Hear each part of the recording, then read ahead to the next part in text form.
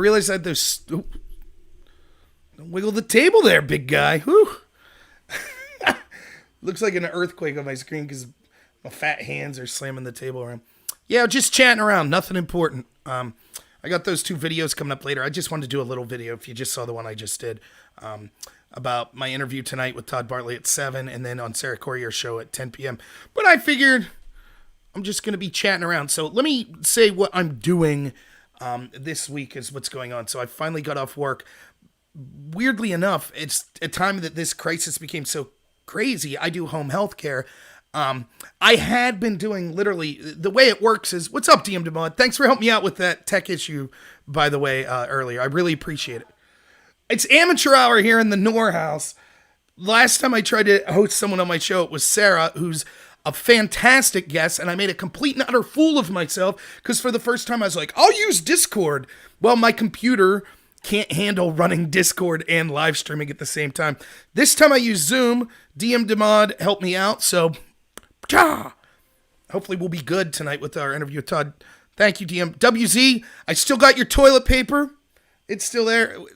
It's not as coming. I thought it would be great because I thought that I would run out of toilet paper and my wife would be like, well, let's just use that roll that your friend paid for. And I was going to be like, no. But unfortunately, right, we bought toilet paper, so now it's not that funny. But it still exists. It will exist in perpetuity forever until... You know, I'm assuming toilet paper is very sturdy. It's not like the natural elements. Am I right, Courtney? How can you send me a message? You could send me a message at rob.nor@gmail.com. And I hopefully you'll get around to it. Now, I warn you, I get a lot of messages, both through this channel and just through other stuff. So hopefully I see it and respond to it. If not, just remind me the next time you're on the chat. So yeah, DM DeMod helped me out. Hopefully the live stream will go smooth tonight. Because I'm going to be doing so much material I was talking about my work. Yeah. So weirdly enough, this crazy lockdown situation comes. For those of you who don't know, I do home health care with people with disabilities. I had been working insane hours. So there's supposed to be 3 people to a house and you break the house up into thirds. Well, me and my coworker had been 2 people for a house for months and months and months. So I was literally at work half the week. Plus then you have to go in for trainings and things like that. So more than half the week, every week I was at work. Plus then I'm trying to do all my material on YouTube. I was volunteering for Trump's campaign. So I'm making calls. I'm going to Republican events. So I was busy. Weirdly enough, this lockdown happens and it just so happens we got a third person. So now in a weird way, it's like my workload has been, it's declined because now I'm only there a third of the week instead of half the week. So, oh, okay. Yeah. Feel free to send me that, Rosa. Yeah, absolutely. So yeah, that's what's going on. So my plan for this week, just so you all know, I keep getting a lot of questions like, is your mental health okay? Like you seem to be freaking out. I assure you, if you go back and watch my videos from day one, I was doing a YouTube video. That's just the type of person I am. If you think I'm freaking out over this, you should see me watching the Pittsburgh Pirates or a Pittsburgh Penguins playoff game. But no, I do take this stuff seriously. I've explained it. Everything I say on here, I try my best to tell the truth and I try to be authentic. And I'm not putting on a show. I am that enraged about it. I just have got very good at compartmentalizing and saying, okay, this is cathartic to me. I come on, I yell about this stuff. And then I go and I have my life and I have a good time. Oh, you're talking to the dogs. The wife's... The dogs are being bad. So anyways, I'm going to be doing a lot today. I will be doing nothing tomorrow. Not a thing. Not one YouTube video.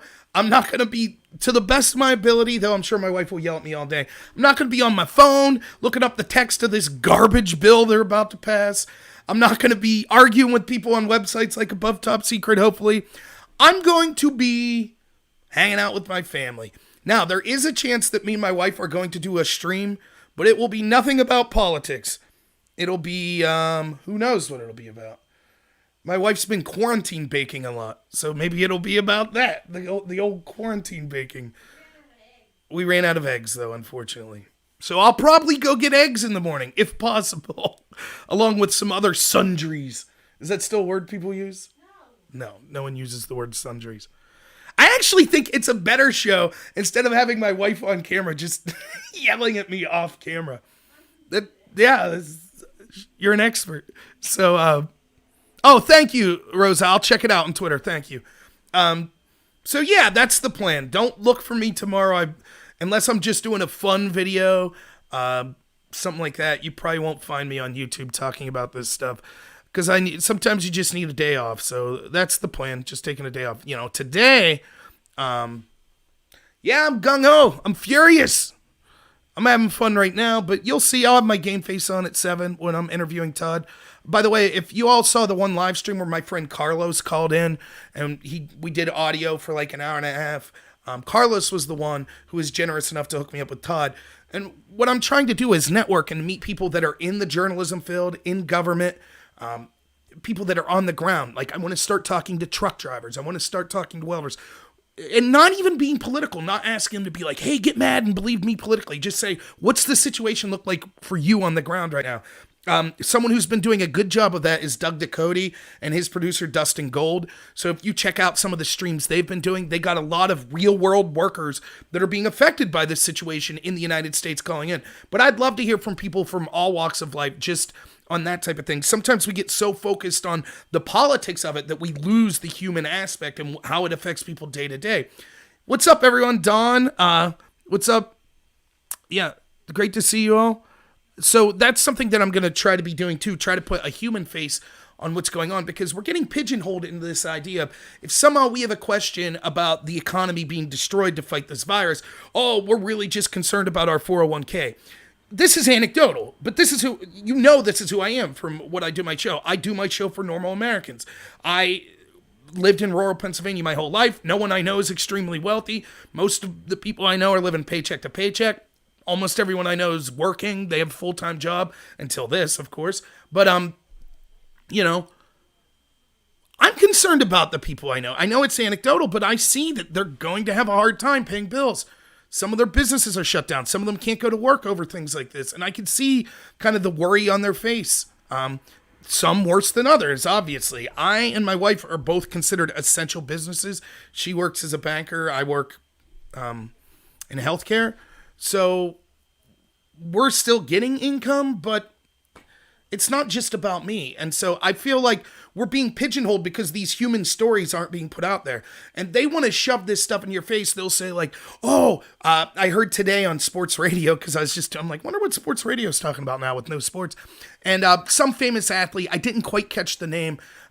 Sadly, his mother is in a coma and it appears to be succumbing of the coronavirus. And he was talking about it's not a joke. Of course it's not a joke. It's certainly a serious issue. I wouldn't deny that at all. I think it's being way overblown. And even if you don't think it's being overblown, certainly the government never lets a good crisis go to waste. And they're acting corruptly to further destroy the middle class and to further consolidate power, using this as an excuse, even if it is as serious as they say. But one of the things I thought was how powerful that idea is of someone saying, this is exactly what my mom's going through. And this is done. It's the same thing they do. Look at the trucks carrying bodies in Italy. Oh, the crematoriums are burning bodies so fast. Okay. Well, let's hear the other side of that story. What does a destroyed economy look like?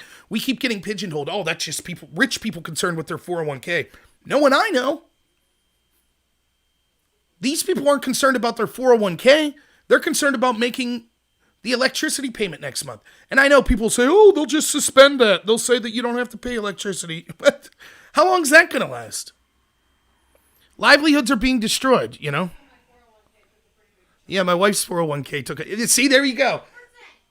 401k. Old Courtney, only concerned about her 401k. 401k. Please. As ridiculous as we are, we're never going to make it to get our 401k anyway. So, but yeah, so I'm going to try to bring people on that talk like that. So what's else is going on out there? This bill that supposedly, remember, let's be clear, the Republican response with Trump, in addition to the lockdowns and all that stuff, is $6 trillion. $6 trillion, right? Not $2 trillion. The aid package that's being voted on, $2 trillion.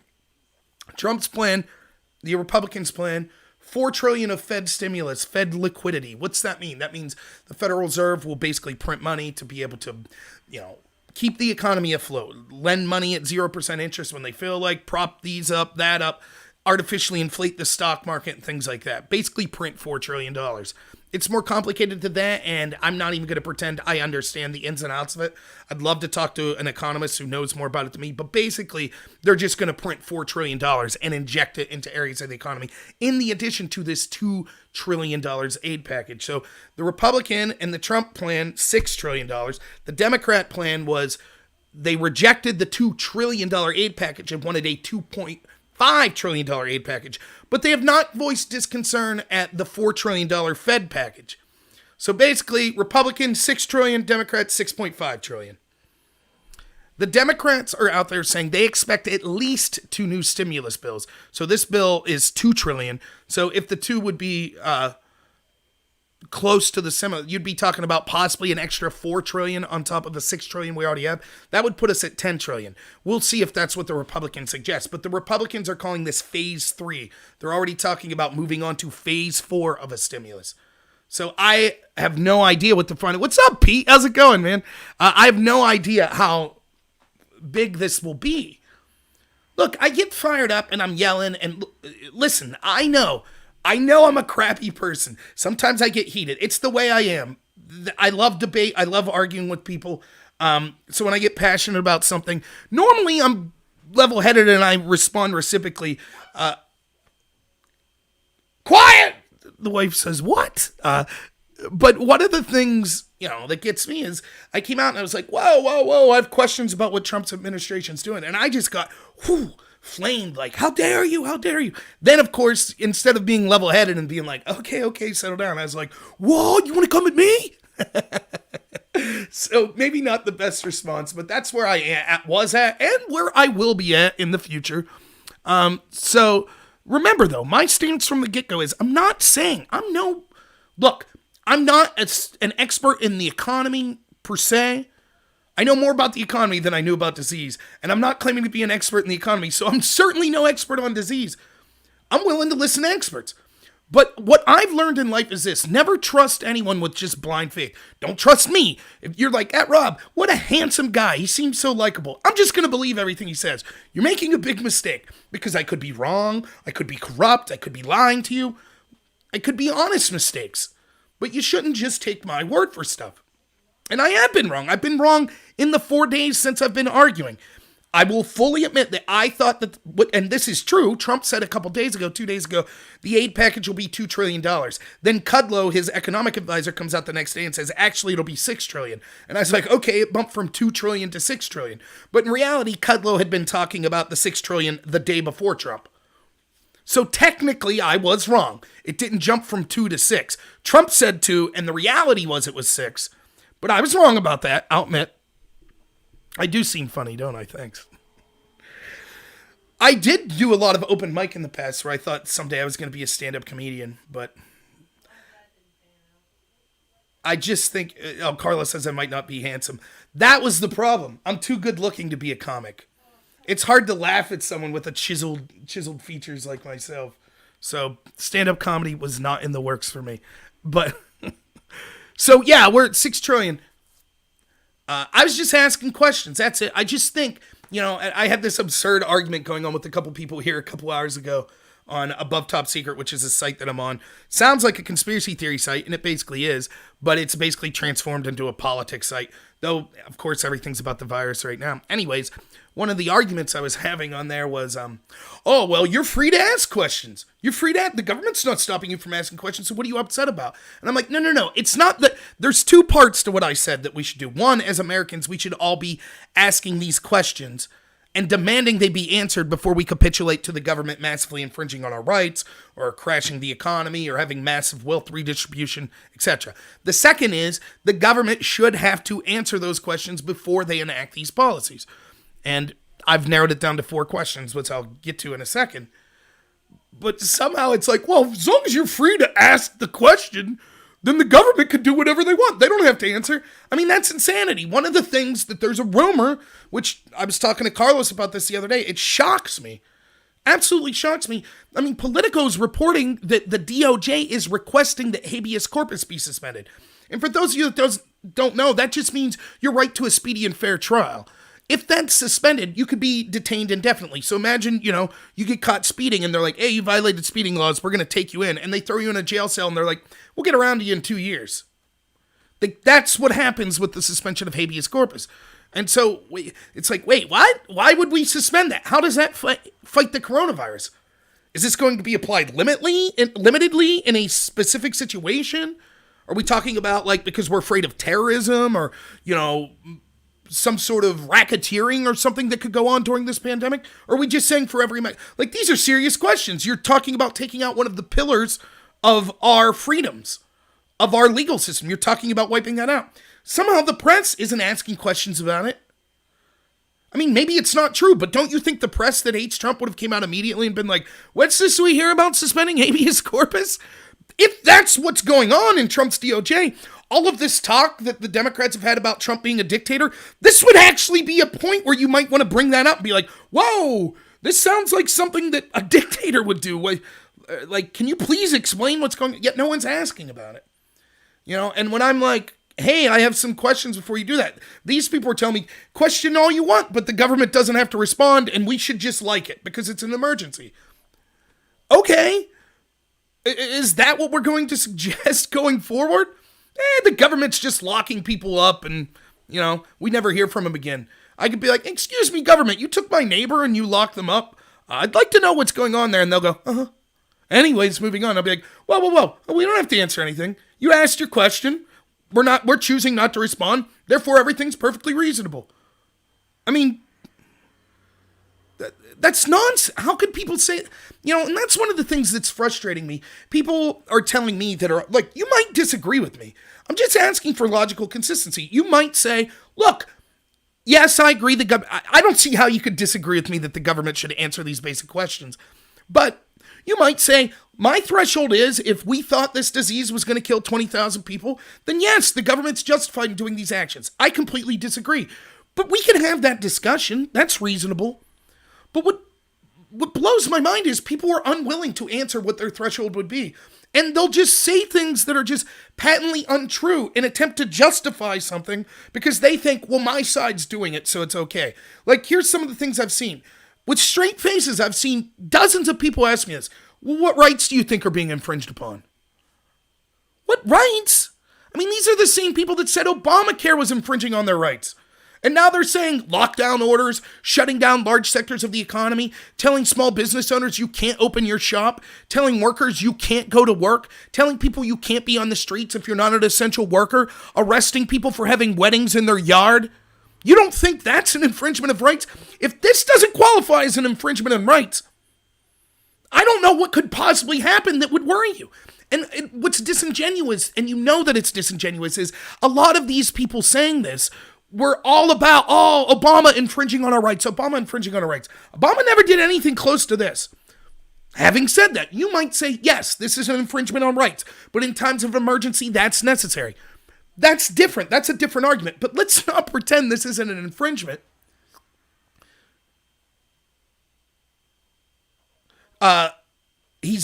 Pete says he's not taking the bait, isn't he?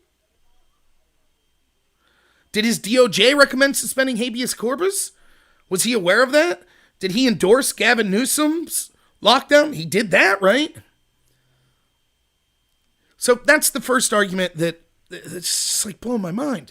What do you mean it's not infringement? I had someone say, no, show me the rights. Show me the rights in the Bill of Rights that's violating. First Amendment, right to peaceably assemble. That's not what that means. Peaceably assemble doesn't mean you have the right to go to work. Of course it does. It means that and so much more. And then, the next argument that I hear from people is, well, your Bill of Rights, they're not guaranteed by the states. States' rights means that if the individual state wants to say, hey, we don't think you have the right to freedom of religion. Oh, fair enough. The state's allowed to outlaw Christianity. They could do that. The state could say, you're not allowed to have guns here. That's federalism. I thought you were a states' rights guy, Rob. And I'm like, no, the Supremacy Clause is clear, right? All of the rights that's outlined in our Bill of Rights, for example, those are things that can't be violated by your state, local, or federal government. It's not as if the state government could just be like, yeah, we're going to take all your gun. They can't do that. You're guaranteed the right to keep and bear arms in the Second Amendment. You're guaranteed, right? So, no, it's not a states' rights issue. And then they say, well, then blame the governors and not Trump. But Trump signed off on it. Trump talked to these people. He praised their lockdowns. So, of course, Trump has the ability. He's the chief executive officer. Is he just following? Is he just letting the governors run the show and saying, I'm setting this one out? I don't think so. I think that Trump's the point man out there, for better or worse. He's endorsing this. He deserves criticism. And when we say, well, we're not going to criticize, then it allows things like, what's the bill going to be? $6 trillion? Maybe $10 trillion, maybe 14. We don't know. Like, it's crazy. That's why it's important to ask these questions. I'm not saying Trump's, the Antichrist or something. That's not what I'm saying. I think that he's a human being who's not an expert in these fields, and he's got all these people shouting at him, it's the end of the world, it's the end of the world, it's the end of the world, it's the end of the world. Now, people like all of us, most of us knew that the establishment was going to try to do something to collapse the economy, but he hears how serious this is going to be, and maybe it will be serious. I don't know. And so he's just like, okay, I got to listen to Dr. Fauci. Yeah, that's okay. Yeah, this is what we're going to do. But you can see now his guts being like, wait a minute, we can't just be indefinitely shut down. And of course, the media and stuff flips out.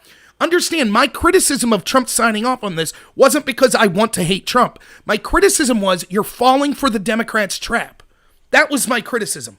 He could have done all this stuff, but announced, here are the answers to these basic questions. Here's how we're going to ensure that this shutdown is limited and things like that.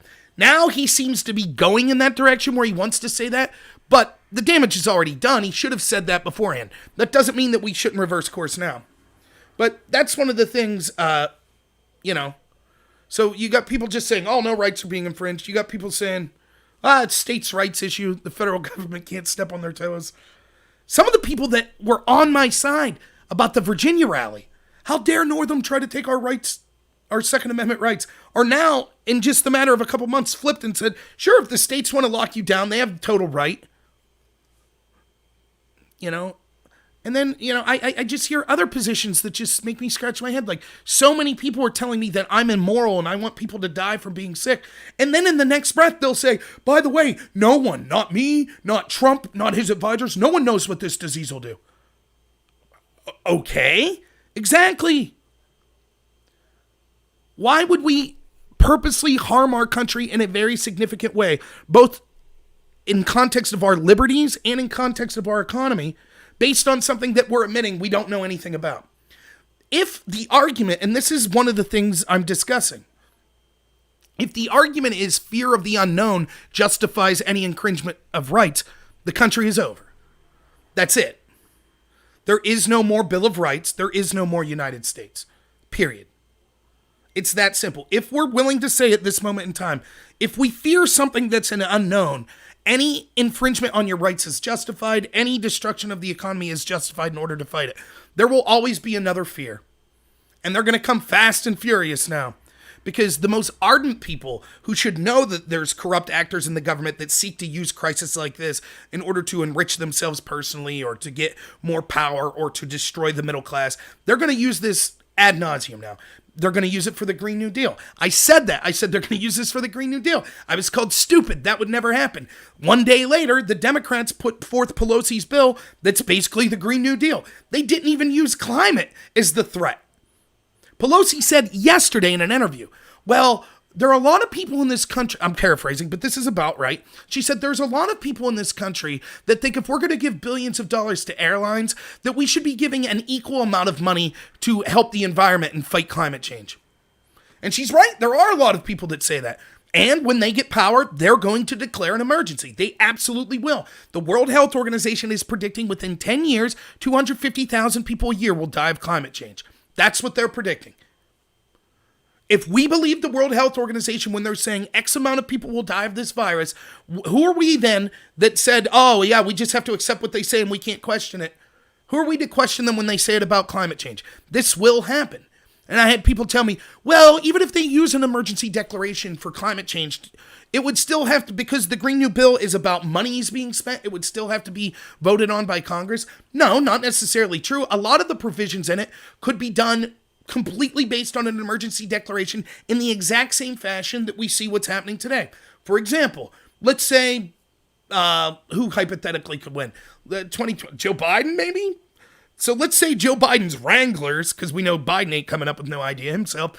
Let's say they decide to come out and have Biden say, they got him like Weekend at Bernie style, moving his jaw, and they have him say, hey, okay, climate change is going to kill us all. We only have 7 years to act. It's killing thousands of people a year. So it's an emergency. I declared emergency. The first thing we're going to do is shut down businesses that are making the emergency worse. You know how we have social distancing now and we had to shut down non-essential businesses because it would make the virus worse because people would be congregating and it would make the emergency worse because people would be together. Right? That's what they say. Well, in climate change, the businesses that would be non-essential that would make climate change worse would be the fossil fuel industries. So all of your friends, like my friends that work in the fracking industry or that are coal miners and things like that, just like that, they're out of a job. Now, what's that do? That puts our country immediately into a recession or depression. That means that justifies massive emergency spending bills and redistribution of wealth. How much? Trillions. Where's that money going to go? Well, if the Democrats are in charge, you know where it's going to go. It's going to go to reparations. It's going to make sure that companies hire minorities and women, right? That's what the country will be. That's literally what we're paving the ground for right now today. And that's the end of the country. That's just one more. How many times can we bail out the country to the tune? Let's just say a low estimate. At this point, $6 trillion. That's what Trump's team's estimating. How many times can we spend $6 trillion to bail us out over a fear? At some point, that's it. You know, I had people tell me, correctly, I thought that we couldn't afford things like Bernie's eliminate student loan debt. That would be $1.5 trillion. That's how much it would be to eliminate student loan debt today. $1.5 trillion.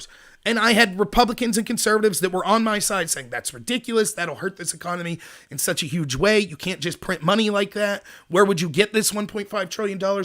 We shouldn't unethically spend this money unless we could see exactly where it's going to be offset from. That's what fiscal conservatives used to argue. Now they're arguing $6 trillion, no problem. But where's the money going to come from? We don't have time to ask. Now, I haven't seen the full text of the bill, so please take what I'm about to tell you with a grain of salt. But there is reporting going on right now that the bill includes $25 million for a potential raise for members of Congress. Originally, the bill, if you listen to Lindsey Graham in there, it actually provided more for people that were laid off in unemployment benefits than the money they would have got if they were working. Now, think about what that means. You make $30,000 a year at your job. The bailout package would give you $35,000 a year to not work. What do you think people are going to do? Remember that Green New Deal that we all were appalled with, where it had that little provision that said, and we'll guarantee money to people who don't feel like working? Weird how they tried to backdoor that one in, isn't it? Hopefully we'll see what comes in the final bill. I don't know. But there's going to be garbage in there. It's going to be bloat. It's going to be thousands of pages. And it's like that intentionally. And of course, they're not going to leave the American people see it before they pass it, just like Obamacare. And we saw what a disaster that was. You got to pass it to see what's in it. That's why we should be asking questions. That's why we should say, no, we're not going to leave you have this massive wealth redistribution until you show us exactly how every single thing on that is singularly focused to helping people get through this immediate crisis. That was your goal. That's what an emergency bill is for. Not for funding the post office, not for funding Carnival cruises, not for funding the airlines. We could talk about whether or not that sort of funding needs to happen once we're out of the crisis. Probably not. I'm tired of bailing out these big corporations. But why is this relevant now? Why is the DOJ talking about suspending habeas corpus? What is the relevance of this? And that's just the Republican one. You know, another irony was I told people, I was like, look, you have to question this because if the other side tries to have this big wealth redistribution, you're going to be all over them, as you should be. You're going to be like, no way. And I don't care if you're listening and you're a Republican or a Democrat. If the Republicans say, hey, we need a bunch of money, we're going to spend $2 trillion, but, don't question it, it's an emergency. Democrats are going to be like, wait a minute, what's in that? Are you just giving money to your corporate friends? That's what Democrats would say. Now, if the Democrats say, hey, we need to spend $2 trillion, don't worry about it, don't ask questions, it'll be good. Republicans are going to be like, wait a minute, let me read what's in here. Both both are right. Both the average Republican person and the average Democrat person, they're both right to be skeptical. That's the point. Right, we should be skeptical. So, I mean, to me, it's, of course, that I don't understand how someone could say, well, when it's the other side, then I'll be skeptical. But when it's my side, hey, I just trust them implicitly and no time to ask questions. Sure, but I mean, Biden's going to be worse than Trump, no doubt. If he wins, there'll be tons of emergency shutdowns, of course. But, you know, at this point, I'm not just worried about Biden winning or Trump winning. I'm worried about what's happening to my country right now. I mean, this is unprecedented in my lifetime, and it's not even close at all. You know, I had people tell me we have no right for the government to have to explain themselves. Of course the government doesn't have the answers. That's another thing I was told. Of course they don't have the answers. Or this that kind of goes along with that. Well, of course, if the government gave us answers, they're clearly just going to lie. Okay, when both those situations where you say, hey, if they had to sit down and explain to Americans what they were doing before they did it, either one, they wouldn't know what they're doing anyways, or second, they would just lie to you. Don't both of those seem like reasons to be skeptical of their actions? I mean, imagine that, you know? I know if I take my car to the garage that the mechanic's going to lie to me. So I'm just going to give him $5,000 without asking any questions. No, why would you do that? You'd say, no, I'm not going to give you a dime until you explain to me exactly what's going on here. And yeah, maybe you do lie to me and maybe I get burned, but at least I did some due diligence. People don't want to hear it. I said this, and it's the absolute truth. We will survive this virus, no matter how bad it gets. We will. We'll survive it. We'll even survive the economic collapse. Right? It might take a long time. It's going to be way more painful than the virus, I think. But we'll survive it. But you know what we can't survive? We as a country cannot survive if we set the precedent that even the most distrustful of the government and the media are willing to scream for our rights to be taken away anytime the government or the media says there's something to fear. That's it. We can't survive that. We cannot. We cannot. I talked about this the other day. It seems conspiratorial. Look at what they could do with deep fakes right now. How they can take people, make it sound like if they have enough audio and video of you, they can make it sound like you're saying certain things. How hard would it be for them if they really wanted to set some fake catastrophe up in the future? Not saying this virus is fake. That's not what I'm saying. So don't say that I'm somehow conspiracy. I think the virus is real. I think the majority of the numbers we're hearing that died, I think that those are probably real. I think that they're conflating other illnesses, particularly in places like Italy, but I have good reason to think that. And they're just saying everyone who dies of any illness dies of the coronavirus, but I digress. People are dying for sure. And my heart goes out to everyone who lost a loved one like this. But how hard would it be? Remember, anytime you give the government power, at some point the person you least want to have that power is going to get that power. It's just true. History has borne that out time and time again. That's why the founding fathers said, you must always question... What's that, wife? Oh, she's on the phone. You must always question these sorts of government massive power grabs, infringements of rights. Yes, like, for example, say if we're in wartime, yes, you're willing to give up some rights because you're physically in a war. I get that. But you still want the explanation. And you wouldn't accept this with anything else. I mean, remember, these are people saying, no, we don't have to have the government explain this stuff for us. Imagine what you're setting up. We have laws for a reason. Everything you do in life has a threshold, right? So let's get real quick to the questions that I want answered. Basically 4 of them. What is the magnitude of what we're dealing with? In other words, how many people could be infected? How many hospital beds will it require? How many people could die? That's the magnitude. How bad could it get? The probability. What is the chances that it gets that bad? So when we say 1 million people dead, are we talking an 80% chance? Or are we talking a 2% chance? Right? Which one's that closer to? The probability. Those things are important in determining what you're going to do to solve. Then the third question, possibly the most important question. This question is one that could be answered immediately. You don't need a crisis to have this question answered because it's philosophical. It's a question of principles. And that is, When does the government, whoever's in charge or the people in charge, when do they feel justified in having these massive programs, these massive interventions? So infringements on your rights, shutting down large portions of the economy, spending $6 trillion. What is the trigger that warrants that? What is the threshold? Now, it's important that you ask these threshold questions, because if you don't, and if you allow people to get away without answering that threshold, this is what happens. Every single situation that they want to do something, they'll say, yeah, this meets the threshold, right? Anything. Think about it. Your boss at work says, listen, if times get tough for our company, we have to take away your bonus. We can't give you a Christmas bonus. You would say, okay, what do we mean times get tough? Like the company's losing 1%? Company's losing 10%? What do you mean? If you don't ask that question, every single year your company's going to be like, yeah, sorry, it met the threshold. We don't give out bonuses. Well, wait a minute. You said that last year. Last year you said it met the threshold and we lost 10% of money as a company, but this year we gained 5%. Yeah, it met the threshold. What's the threshold? Just know that it met the threshold.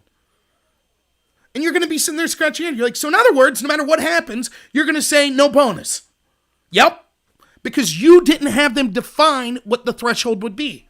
Same thing we're seeing here. Now, you would never do this in other legal senses with the government, right? Imagine this.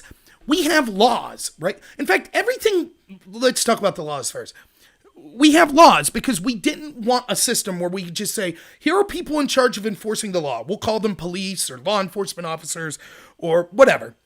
And did you ever watch Judge Dredd? This is basically the plot of the comic book Judge Dredd. They're judge, jury, and executioner, right? So in other words, the way it works is the judge determines whether or not you're breaking the law. The judge is the police officers, basically. But they're called judges because they not only act as the police officers, but they're also your jury and they're your judge. So imagine we had a legal system where instead of having laws, we just said, we'll just leave it up to the discretion of all the police. So you're walking down the road and the police, in their judgment, feel that you deserve to be in jail. Why? They don't have to tell you. They just feel that way. But what was the threshold? What exactly did I do that warranted me being thrown in jail? We don't have to tell you. You would never accept that. You would say, no, we need laws. Clear things that we could look at and say, what is the threshold? And a simple one, speeding. You know the speeding law. The sign says 65 mile an hour. The threshold is if you're going over 65, then you're breaking the law. The threshold shouldn't just be if the police felt you were going an unsafe speed, and we're not going to post speed limits. Maybe the police this day think, I think 30 is too fast. You're under arrest. But wait a minute. How was I to know it was 30? Tough luck.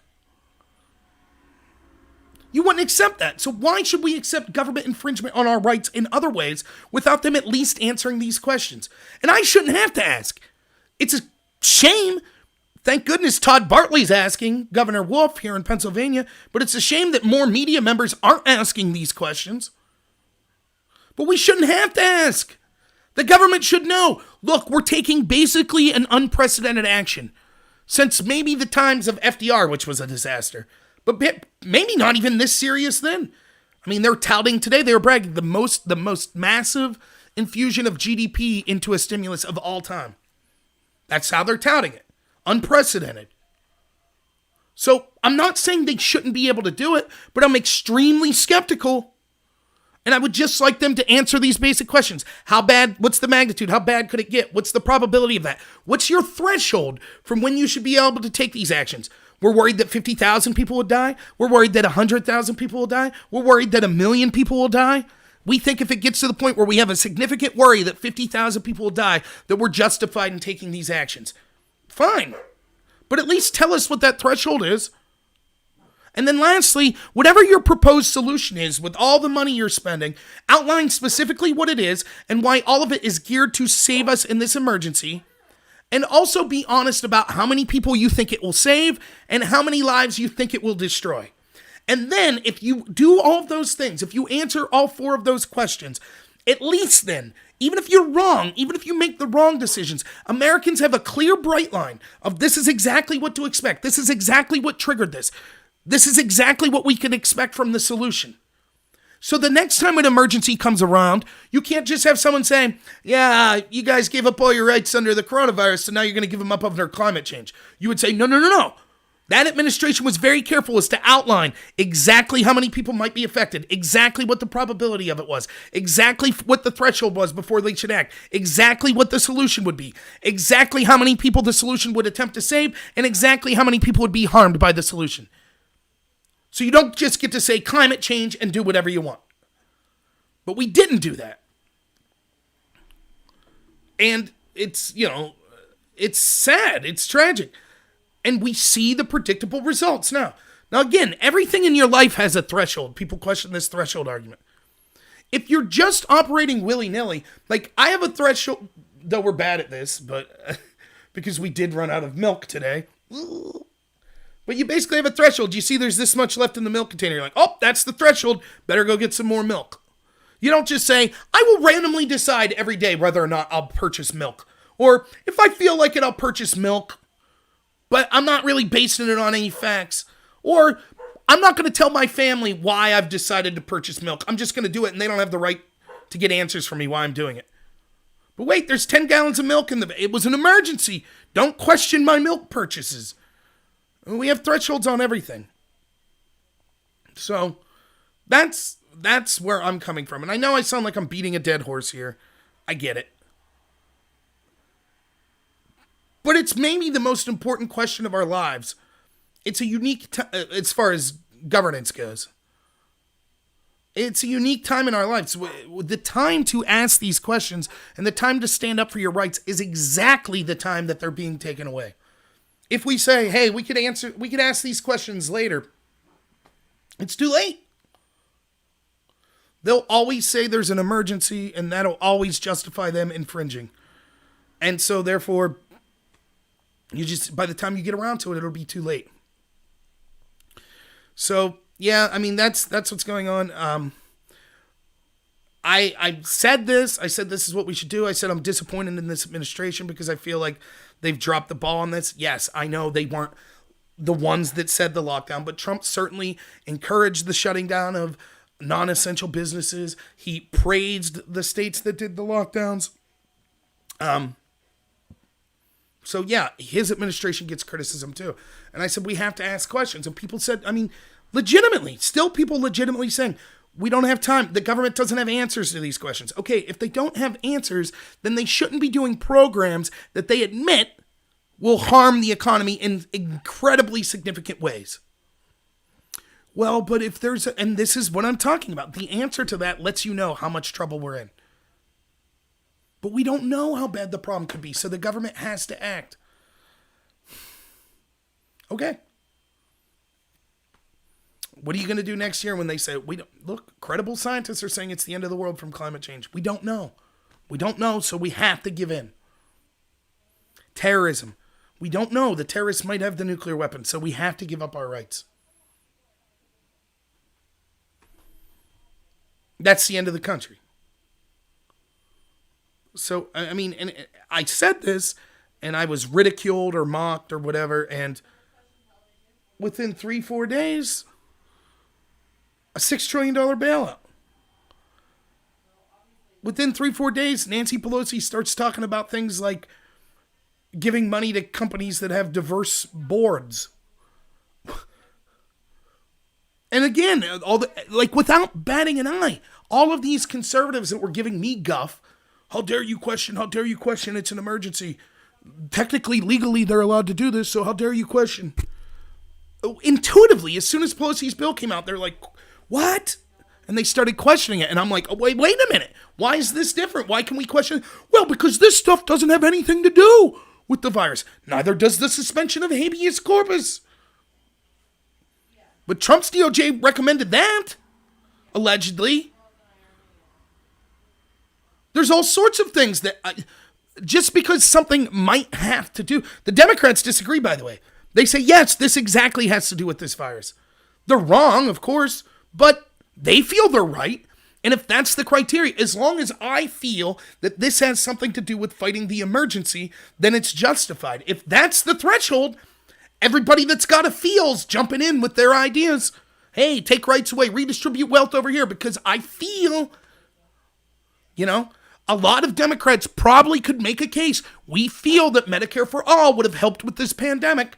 They're wrong, but they could say that. And so why can't they pass Medicare for all then under this emergency? So many people said, oh, if it's an emergency, we got to do everything we can. I've actually had people tell me, one death is too many. One death. Now, I know I keep hearing people say this is worse than the flu. This is worse than the flu. Maybe. According to the CDC's own numbers, this year, let's see if I can pull this up.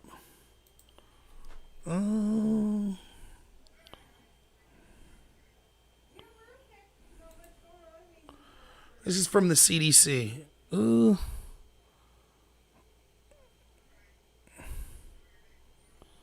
the right list here?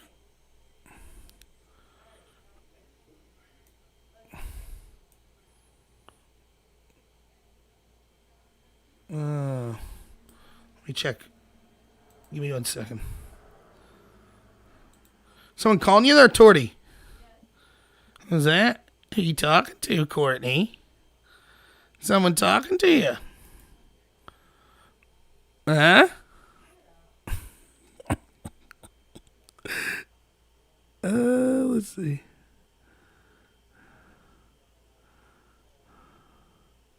Here we go. Oh, wait.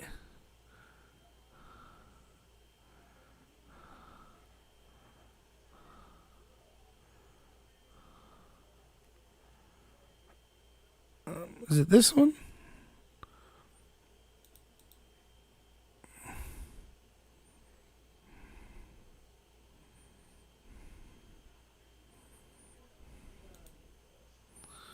One sec. Let me see. Yeah, so here it is. Here's the official numbers from the CDC. Let me see if I can bring this up for y'all.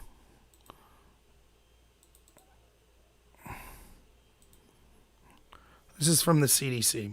This blew my mind, by the way. So let's take a look-see here. 2019-2020 U.S. flu season. Up to 54 million could be infected. 25 million, so a little less than half, would visit the doctor. Up to 710,000 would be hospitalized, and up to 59,000 dead. That's estimates from October 1st to March 14th. You see this? 23 to 59,000 people dead. That's the CDC. That's their numbers from up to March 14th. Up to 59,000 people dead over the same time period that 500 people were dead of the coronavirus. Now, does that mean the coronavirus couldn't accelerate more and surpass flu? Of course it might mean that.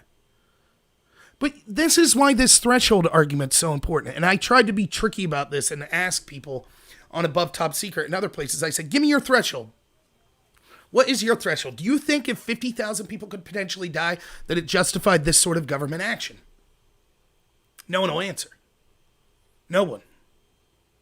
They just say, this time the threshold has been met. But what do you mean this time? What's the normal threshold? This time's the threshold. But if you say that, then next time's the threshold as well. And then the time after that, that's the threshold as well. Imagine that. Go back to that speeding analogy. The cop pulls you over and goes, you're speeding. And you say, well, wait, how fast is speeding? This time you were speeding. And then the next time you're going 10 mile an hour slower and the cop says, you're speeding. And you're like, but wait a minute, what's the speed limit? The limit is you've passed it. So next time you're going 20 mile an hour, the cop pulls you over and says, you're speeding. And you say, this is absurd, 20 mile an hour. What is the limit? You've passed the limit. That's all you need to know. I'm not going to tell you what the limit is. You've passed it. That's all you need to know. The people right now that are saying this is past the threshold. And by the way, when I talked to Todd Bartlett, he finally got an answer after asking this threshold question to the Pennsylvania governor, Tom Wolf, and his administration. He kept saying, what is the threshold that you said? What was the number in your head? Was it so many hospitalizations? Was it so many infected? Was it so many dead? What was, and not currently, but in the future, you predicted that X amount of people would die. And when you started talking about this, you were like, okay, we're starting as a government to understand when we need to like have massive infringement on rights and, massively interfere in the economy. What is the number in our head that potentially things could get to that would justify this intervention? That's fine. Just tell us what that number is. They won't tell you. Even the people that I'm talking with, not government officials, but the people I'm talking with, they won't tell me. Why? Why won't they tell me? Because they know. They know whatever they say, if you could disprove it with actual facts and numbers, they'll look foolish. They can't risk being wrong. They have the solutions. They know that government's the answer. They know that tanking the economy and telling small business owners they can't go to work and $6 trillion stimulus, they're invested now. They know that's the right thing to do. And come hell or high water, you can't question that. And so if they start to give you specific numbers, well, then all of a sudden that gives you something to disprove. This was in debate. When I was in the debate, this would happen all the time. You would have a plan, and your plan would deal with corn subsidies, say. Or it could be corn subsidies. Your plan could be dealing with reduction of nuclear weapons. Your plan could be dealing with giving aid to other countries to fight natural disasters. Whatever your plan was, the negative team would stand up and they could make a philosophical critique. And that critique oftentimes would be something like this. Your plan uses the United States federal government, which engages in capitalism. Capitalism's evil. Here's a bunch of evil things capitalism has done. Therefore, you should lose. And you would say, okay, well, here's good things capitalism's done. And they'd say, no, you'd have that debate. And then you'd say, but even if you're right, okay, you're saying because no system's perfect. So it's like, well, what system are you endorsing? And they would say, oh, we're not endorsing a system. We're just rejecting yours. Wait, what? And it was because they intentionally set that up so you couldn't say, your idea is bad. Here's the bad things your idea will do. So they couldn't give you a stable target. They have to be nebulous. That's exactly what's happening here. I've seen this a million times. We're not going to tell you what the number was, because if we do, and then it turns out the deaths were far less than that number, you'll be able to say, see, you all tanked the economy for no reason. You all infringed on these rights for no reason. So instead, we're not going to tell you the threshold. And by the way, not telling you the threshold has the added benefit of next year, we could do this again if we want. Because if we tell you now, like even if they said now, look, the threshold is 1 million people, and we thought the doctor said that potentially 1 million people could die. If they tell you that now, then next year when a virus comes around that might kill 50,000, they won't be able to do this. They don't want to limit themselves, limit their power. Of course not. So they'll just say, it's justified now. And Todd Bartlett, when he finally got an answer to that question from the Pennsylvania administration, as he'll tell us at 7 o'clock, after he asked that question over and over, what was the threshold that justified this? No response. What was the threshold that justified this? No response. Finally, he was told just yesterday, he told me, the answer he was given is, we have surpassed the threshold. Okay, but what was the threshold? No answer. So if they say we were worried 1 million people would die of this, and so then they take these actions and like 7,000 die, even they, of course they're going to say, yeah, they died because, or only 7,000 died because we saved them all. But everyone with half a brain is going to be like, dude, no way. If it was going to kill millions and less than like 20,000 died, you're full of crap. You were just wrong about it going to kill millions. You might have saved some people. That's another reason they won't tell you. How many people do you think your plan could potentially save? They won't tell you. Because if they do, if they say, we think our plan could we think 1 million people could die, and we think potentially our plan could save 80% of them. Okay. So then 200,000 people we could reasonably expect to die. They won't tell you that, because then if only 40,000 people die, we'll say, okay, something's not adding up here. So they won't tell you that. It's non-falsifiable. If they don't give answers to how bad could it be, what are the chances of it getting that bad, what was your threshold for acting, how much will your plan save, and how much will your plan cost, if they refuse to answer any of that, then they're right. No matter what happens, they're right. Yep, what we did was exactly right. We handled that situation perfectly. That's exactly what we're going to see happen. It's unbelievable. Why would you give and the same people cheering for this understood. They just watched the government for 3 years. We're told you have to trust the FBI. What is the threshold for when the FBI could use opposition research to spy on a candidate that they don't like. Well, the threshold was this time. Wait, what? But this time it was warranted. But why? Because there were contacts with Russians? Because Hillary's team had contacts with Russians. The threshold was this time it was warranted. But wait a minute. Is it because Trump's team supposedly tried to get dirt on Hillary from Russians? Because we know that Hillary's team did get dirt on Trump from Russians. All you need to know is, in the Trump case, it was warranted. The investigation was warranted. The threshold was met. But wait a minute. If that threshold was met and we could prove that Hillary's team met at least the same threshold, if not more, why isn't there an investigation there? What exactly was your threshold? What triggered this investigation? We can't tell you that. We can't tell you the threshold. Just know that this time the investigation was justified. And if you ask questions of the FBI, you're harming your country. The same people that listen to that crap are now saying, well, we can't ask questions. Or we could ask them, but the government doesn't have to answer these questions. Is that what you would say in the FISA-Gate scandal? The government doesn't have to answer. They thought it was an emergency. They thought Russians were stealing the election. It's an emergency. It's a national security issue on an unprecedented scale, they'd say. So they could do what they want. They were trying to keep us safe. Do you accept that? I don't. I don't accept that. I'm not going to set the precedent for that excuse to be made in the future. The next time that happens, let's say Trump wins, they do it again. Trump supporters are going to say, that's outrageous. You can't, that's horrible. One of the most incredible scandals in the history of our country. How could you do this? And they'll say, dude, you just said last year, in times of an emergency, you can't question government action. And they don't have to give you answers about threshold or how bad things could be. We thought it was bad. We thought it was an emergency. We thought that our country was at stake. And so we did what we felt like. And you have to accept that. Is that where we want to be? I don't think so. Courtney, did you plug my phone in? Courtney! My phone. I hear it chirping and it needs plugged in. No one's texting you. Oh, are you kidding me?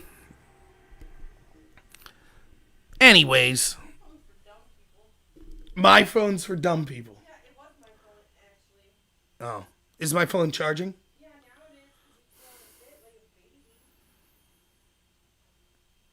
I wish I was quarantined with a different wife. What about that? We're not quarantined. We're both essential. We're essential. Yeah, I am essential. What are you doing? I'm essential. I'm wrapping up. Thank God. I'm just talking. I ended up ranting more about things than... Is my mic still working? Yay, my mic's still working. I got 8 people still listening. Your office is a mess. My office is not a mess. Yes, it is. There's soda cans on the... There's some beer on the floor. I have 6 people watching on YouTube and 2 watching on DLive. And that probably is a beer on the floor. Yeah. What? That's my lighting system. It's like a grow room in here. I'm sure there is stuff growing. Yeah, because it's a mess. But I got my plants here. The Marx Brothers. They look like they're dying. They're not dying. I've been watering them. Dead. That's little Bernie. You're killing them. Little Bernie Marx. He says that the other plants will provide for him. That's what he thought. Oh. Little Bernie. Go take him. Take care of him. I've been watering. They're succulents. You're probably overwatering. Go away. Also, your office is too cold for them. What do you want me to do? I think you have a window open. I think the government needs to send me money for more insulation. What do you want me to do? Go to work? The backseat at all. So, well, thank you for the 8 people that stuck around for me ranting. Hey, Levi Bell, friend of mine. Or the people that dumped their stocks before going to face criminal charges. Probably not. They'll face a Senate ethics committee and probably be drummed out of the Senate eventually. I'm getting frowned upon. No, because the neighbor's not like doing man stuff. That's not social distancing. The neighbor's crap. He's cleaning up all the sticks in their yard. That's terrible. The government says stay inside. He shouldn't be out there. The government doesn't say to stay Yes. inside. We can't be out mowing yards and picking up No one's sticks. mowing the yard. He's It's the picking same up all difference. the sticks. Go pick up sticks. He's out there. In his yard, that's more That's than too close. 50 That's too away. close. That's too close. I can't do yard work while their neighbors are out there. I'm sorry. You don't do yard work when the neighbors. It's social. I've been practicing social distancing. Your entire life. The government will provide for us for stick cleanup in the yard. There's a lot of sticks in the yard. The government's really big. Or do they send people for that? Can I get a 0 interest loan to provide for someone to come pick sticks up in my yard? No, banks put floors on. Okay, audience, she's giving me the business about sticks in the yard. I had to take my camera. Yeah, that's right. I had to take my camera out there. No, I'm trying to. She knows exactly what I'm talking about. Someone's trying to kick a cigarette habit. And so she thinks if she sneaks outside and smokes a cigarette and then tosses it in the snow, I won't be able to see. Snow melted. Yeah, the snow melted. Now the butts are out there. And you're complaining about sticks. Well, I am. It looks like someone's trying to plant cigarette trees out there. And now you're smoking your vape. Not a bad idea. Your vape and your still cigarettes can. are compromising our immune system, which You're puts fine. us at risk. You're an asthmatic. Yeah. Yeah. Yeah. John Jacob says call the cops on the neighbor. And you probably have type 2 diabetes. Don't pick on my medical issues. Don't worry. Me and Courtney we're great tattletales. We're great. We'll snitch on people in a heartbeat. We'll be great bootlickers Oh, yeah. in this new world. We're just constantly looking out the shades. I think I saw the neighbor hug her grandson. That's not social distancing. Call the police. I don't know if she does or not. I don't know if she's ever even been. Call the police. She's a little dog, and I'm not a fan of it. The neighbor's kids are playing kickball. I think one of them tagged the other one out. Call the police. With the other neighbor kids, it's like they don't understand. Social distancing. Honestly. It's the new world. We can't be trusted to take care of ourselves. So at the gas station, they have the little X's on the floor where you're supposed to stand now, so you're far enough. And I just assumed that's how people stood in line anyway. You don't want to be right up on people because people are gross in general. But I was there the other day paying for my gas, and I'm like on the little X, and I go up to the next little X, right? And some dude's right behind me. And I was like, I'm not even crazy about the quarantine thing, but this guy was too close even for like Non-quarantine. Old times, Right. right? The old Before days. the Rona. The before days. Yep. Yeah. And I was like, excuse me, I feel like you're a little close. You said that? Yeah, I did. He was like breathing down Jerk. my You're neck. jerk. Did you yell at him for not using hand sanitizer? No. I don't ca- Rob, I would have said that prior to the Rona. Because you're a jerk. I don't do well in stores. This is good for you. You hate people in stores. I do. I hate most people. It's working out for I you. hate being around people. I've been preparing my whole life for Come on. social isolation. You coming up? So Come on. Come on. Come on I'm up. still an essential employee though, so I still Come go on. to work. But we're drive-through only now. Which is nice. Because then you don't have to breathe the same air as people. Is there trouble in quarantine? We're not doing so bad. No, it's because we can both still work. Right. Yeah. We both still leave. You say hi to the camera, Dorothy? No, Dorothy's being a little shit. The neighbor's hiding Jews in the attic. Honestly, I doubt it. They do not seem super friendly. I don't think that they're the type of people that can keep a secret. Shut Right. up. They're very friendly. That's what I think. Oh, our neighbors are great. They are. They're too chatty.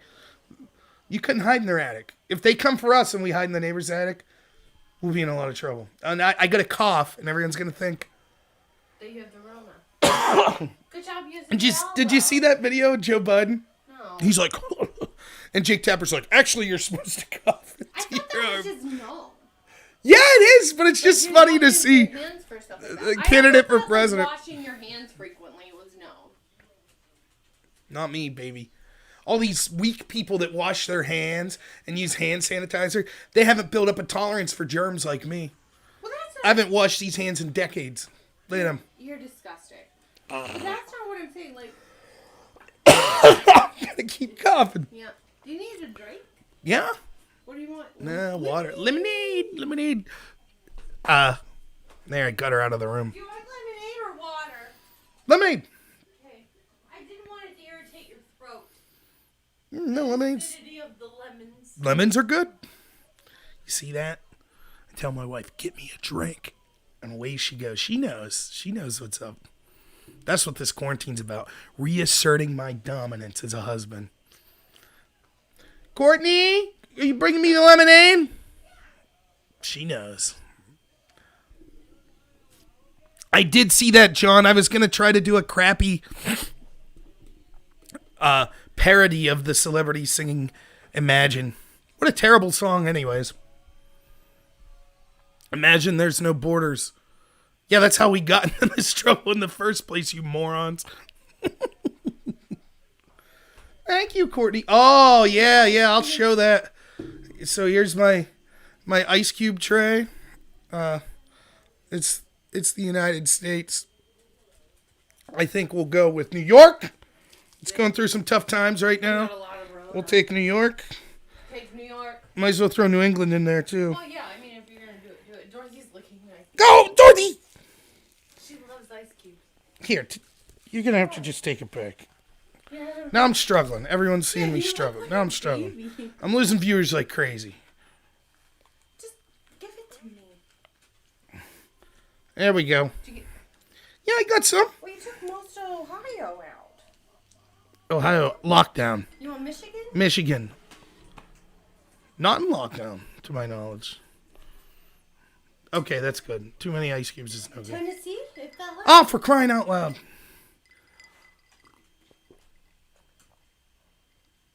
Well, New York, Pennsylvania, Delaware, New Jersey, they're all one ice cube. What about Alaska and Hawaii? Not represented. Neither's Puerto Rico. It's no Guam. Not We have the territories. We don't want Italy. That's Keep that one. You want Louisiana? It's the one that looks like an L.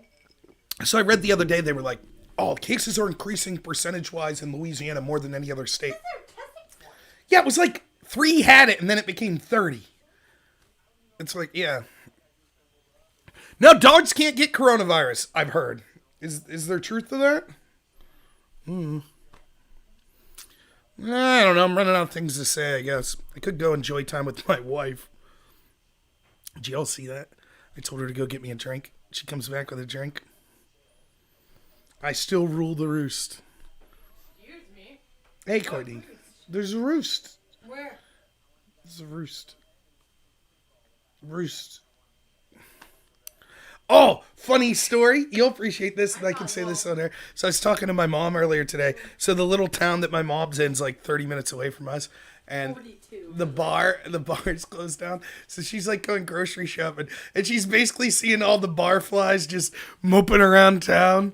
Like, hey, Sue, can you tell Terry to open the bar for a while so we can go play a game of pool? She's like, every store you go in, they're just like staring at the wall like, can't wait for the bar to open back up. Oh, yeah, Italy's doing it right, man. They got drones out yelling at people. Go back indoors. For God's sakes, let's hope that Bowser doesn't decide to run amok.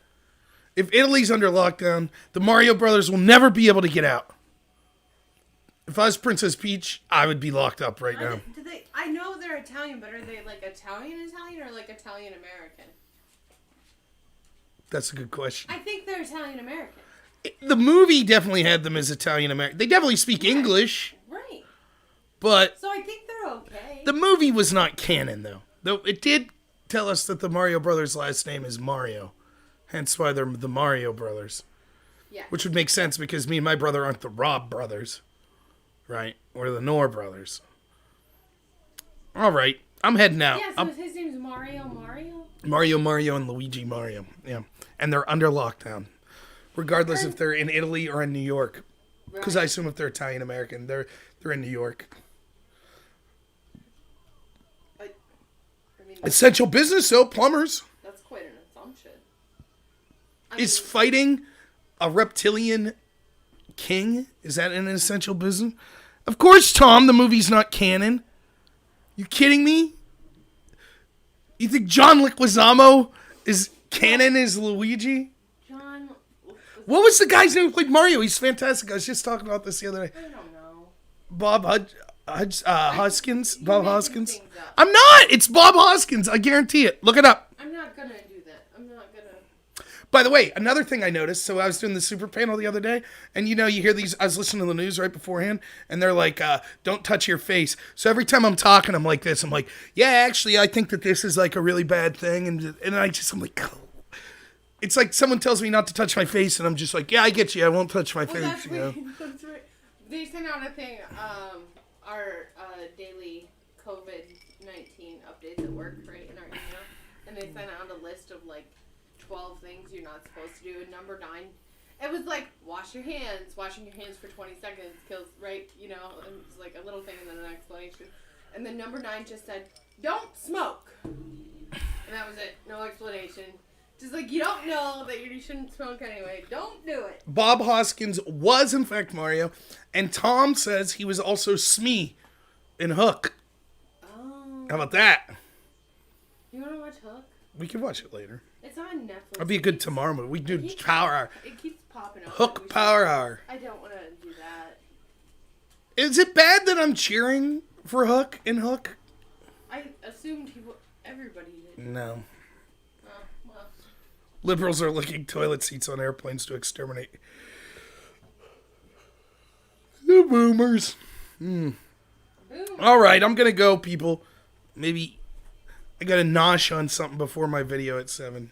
Oh. Look at this. I got this as a gift from my wife at one point. This is probably, I'll probably get in trouble for having this. Here's the next thing I'm waiting for, right? So they're already trying to eliminate social contact. Soon they'll tell us, you can't smile. When you smile, your mouth opens and the corona can come out of your mouth. So soon we'll just be in this straight lines. We're going to look like we're, all out of the video for the wall. Just, I'm ready. yeah. Don't smile. It's going to be tough for me. Because when people, when you're in situations where you're not supposed to laugh and you're like, that'll be me. I'll be like, I've been... You never smile. It won't be trouble for you. Right. All right, John, Tom, person with dash for a name that I never know what to call you. Thank you all for being here. 7 o'clock. Tune into this channel. I'll actually be doing some real stuff. I doubt it. Talking to Todd Bartlett. Todd's good, even if I'm not. Yeah. So, it'll be good. We're going to talk about what he's learned today, what we talked about yesterday, and exactly what's going on with all that. So thank you all so much. I appreciate each and every one of you. Stay safe out there. There I am touching my face again. And we'll see you at 7 p.m. Eastern time. So that's 1 hour. All right, everyone. Have a good one.